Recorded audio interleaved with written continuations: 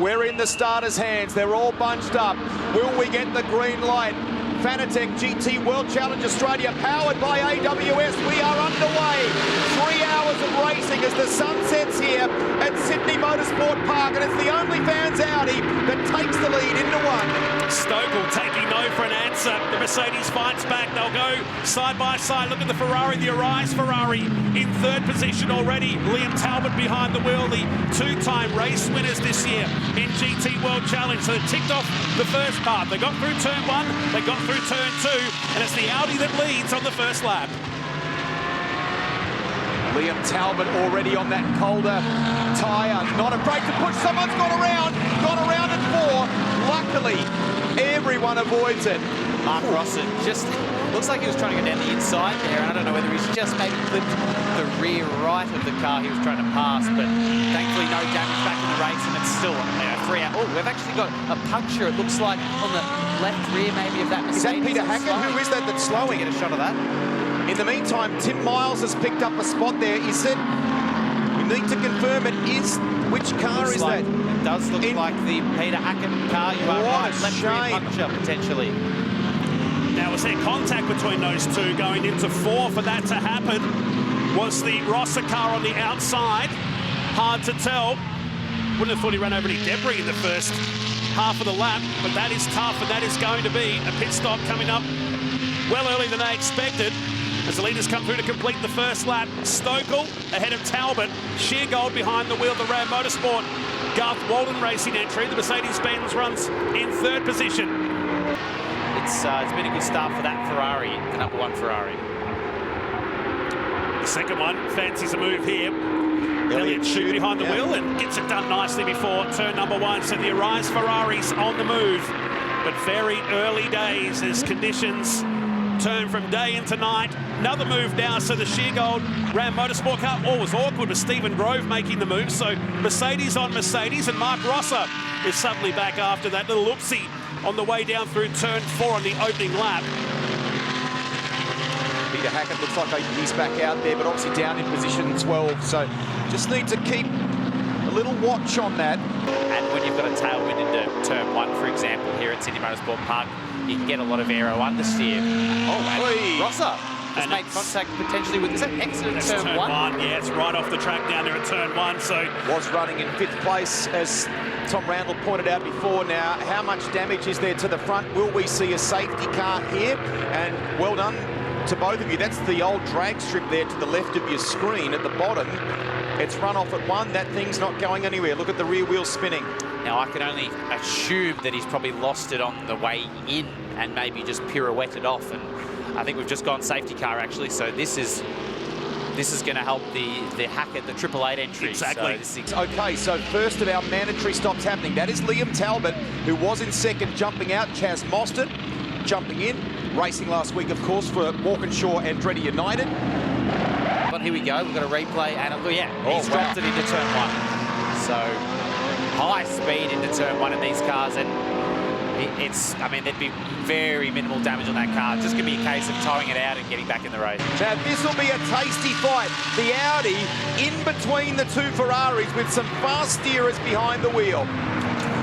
To the lead, through the right-hander goes the Ferrari. So Mostert moves to the lead. Leach goes up to second now, and the second Ferrari swarming the OnlyFans Audi on the way to turn 6. Enter Brenton Grove, dives down the inside of Evans. They're blocked, they're boxed here. Renee's in the middle, left and right, they make a bit of contact. A bit early for that. Just a lazy 2.5 hours to go. Who's counting? Jackson's really just trying to get some sort of run on Renee, but Renee's closing the door on Evans. But here we go. Evans has got a run now out of turn 8. Renee probably went in a little bit too hot there. And now can Jackson stick it down the inside? And Renee actually, Brenton off. Right-hand wheels, massive sparks flying. He's got to be careful with the undertray of this car. There's a lot of aero that helps these cars. That's 2 excursions he's had now in that same sector. Always carry just in case supercars land, you know, in case you have a radio drop out. And it's tough because if you don't have a radio, you don't have to talk. Brenton goes for a massive dive, and there's contact between the 2. Brenton has actually ran wide there on passing Chaz Mostert. So it looked like a bit of bodywork also came off that car as well. Agree. Just tap that timing screen. It's just 2 hours, 24 minutes to go, doesn't it? That's a big move at this stage, isn't it? A full Euro spec, the way he sent it then down the inside. I'd love to see that again, really deep at turn 2. And I'm certain one of them had a little bit of bodywork come off that car. I'm tipping the Audi. Well, let's have a look here. You call it. Yeah, he's obviously gone for a late move down the inside on Chaz. There's a little bit of contact there, and it looks like just a little bit of the front guard or the front quarter has come off of Chaz's car. So if anything, it's probably losing a little bit of air on Chaz's car. Great recovery. Oh, the Honduras boys around at the top of the final turn. So the 47 Superbarn entry. Now, is he going to be able to get out of there? That car's parked awkwardly on the exit. They were 10th outright till that point. Really, we don't see too many cars actually end up that far off the final turn. He's looking for a spot maybe to get back into the race, or as the car stopped. Hope this doesn't produce a safety car. Don't want to end up at the Supercross track or at the go-karting complex off to the right. Yeah. We want him back in the action. It looked like he was attempting to get out, and he just looks like he's just refired it up. So I think race control will just be waiting to see if he's able to get this out of the gravel trap. And it looks like there's contact, actually. Oh! Is that with Mercedes. the Grove Racing entry? I think it was. No, I think that was the leader. I think that was the Dale ITM Audi. Really? Hyundai safety car for the second time. Got to bear in mind how quick we can recover the Superbarn Honduras entry here, so that'll be a little factor, and where they are relative to fuel burn, what the tyres are like underneath them and so on, before we perhaps consider, okay, it's on straight away, taking advantage of it. In comes the Dale ITM Audi. I reckon that Ferrari is struggling to... Hopefully there wasn't contact there, but man, the Ferrari of Mostert just went right up against the back bumper of the Audi as they approached that control line there. Wow. I've stood there watching you guys come into the pit lane exits, a little grey pole on the side up there, and you guys are absolutely millimetre on that line. Well, not only that, it goes downhill as well, Yeah. and you're coming in so fast off the last corner. So Hearing that there is a request to investigate the Brenton Grove versus Superbarn entry, which triggered this safety car, the Honduras entry. So we'll see where that lands as well. They're busy in race control at the moment. Fraser hustles on cold tyres through turn 1 and moves up into 4th place. Great move. I was watching the back of the field there, and there was a couple of cars that were almost overlapping at the line and were caught out by the field stacking up, but everything's okay as we go back to racing here. And it's Audi on Ferrari. Miles and Talbot go back at it. And here comes the Ferrari. Thinks about the move at turn 4. Access denied by the Dale ITM entry. Down the short chute towards the completion of another lap. Track well and truly under lights now with the sun set out to the west. So into the final turn. Miles, door is open. A little bit of contact in the middle of the turn. And now brings in, this will be almost 3 wide. This is a bit cheeky heading down the main straight. Mercedes covering off. And now pulls back across the middle of the racetrack. That could have been a high-speed incident. Oh, dramas here in the middle of turn number 1. Is that the Rosser car? Whose is that? That's the Marcel Zalua car by the Valmont team with the Batman-style flames out the back. Pointing the wrong direction off the exit of 1. That's gone round at decent pace there, I reckon. It's the back of that car is pointing towards turn 2. that's not the spot you want to be stopped, guys. Your approach speed out of turn 1. I mean, turn 1 on a qualifying lap is, well, no brake. Almost flat, so... Apologies, I glanced and thought it was the Merc, but it's in fact the Audi. So, wow, well, hopefully we can get this thing turned around. Yellow flags being waved here at turn 1. They're fast through 1. Hopefully it's all okay here. Good presence of mind. I think that's Elliot Chute coming through there a moment ago. He's going to give the Super Cheap Auto sign a nudge. He doesn't want to grab reverse and back out into oncoming traffic, even with the slightly smaller field that we have here this weekend. Hopefully there's a marshal there or something, mate. Maybe letting him know when he's safe to reverse. But, I mean, it's probably the worst spot. One of the worst spots he could be stopped. He's trying to reverse it, but I don't know whether he's stuck now in trying to find reverse. If he can't find reverse, he won't be able to go forward. And this could be potentially another safety car, guys. It could be at a critical moment of the race as well, with just under an hour and a half remaining. So the three-time AM class winners this year, Zalua and Sergio Perez, surging, trying to find it. It's going to be a safety car here, I reckon. He's not going to get out of that. He looks bogged there potentially. And that's, yeah, we can't be leaving the car there. So that'll, I'd say he's pretty stuck. Safety car. We're just over the halfway mark of this race. Safety car called again. And you know what this means? Everyone will be coming in, I reckon, for their final compulsory pit stop. Wowee. So we've got 46 minutes of racing that time through before. Well, that's double. We're getting there. We're getting there. Hyundai safety car comes out onto the track. As we go back to racing with an hour and 23 minutes of competition, this is Fanatec GT World Challenge Australia. The Ferrari picks up where it left off and charges up towards turn number 2. Stokel second, Miles runs in third ahead of Grove, Elliott Shute. Woodman now behind the wheel of car number 16 that he shares with Ben Schutz. The 888 car of Peter Hackett making the move in the Red Hot Couriers entry. The 888 machine running back in 8th spot. Here is the leader, Talbot, as he's done on every restart.